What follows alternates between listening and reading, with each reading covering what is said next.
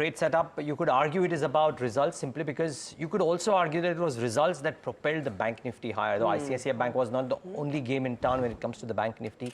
SBI was also a large part of the game. HDFC towards the closing hours also a large part of the game. And the strength in Bank Nifty typically augurs very well for headline index movement. So the whole market may not do well, and you saw that evidence yesterday, right? The small cap index was lying as flat as a doormat throughout the trading day. It was essentially the larger names and the Bank Nifty in particular which rallied in trade. Remember, it was also a day wherein while the headline index showed a 1% gain, a clutch of large cap Nifty names also saw a correction, right? Apollo Hospitals, HDFC Life, a clutch of these names had HCL Tech had a pullback in trade yesterday.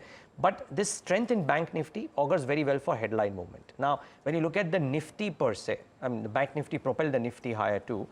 Call writers have shied away from writing any calls at the 22,700 mark or 22,600 or thereabouts. It's all happening at 22,800.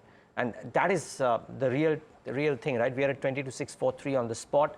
The calls are being written at 22,800 straight. So no near-term risks being taken by call writers either, because this market has punished option writers meaningfully over the last 10 to 15 days. So that is the other piece.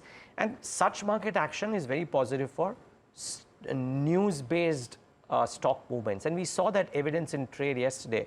You saw that while the small cap and the mid cap indices were flattish to marginally higher, companies that came out with good announcements got rewarded very significantly. KPIT is not a cheap stock by any stretch of imagination, but the numbers turned out okay.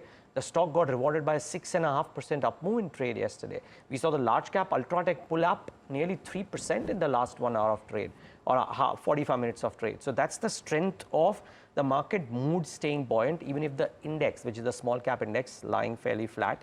And guys, one sector that stood out for me yesterday was pharmaceuticals.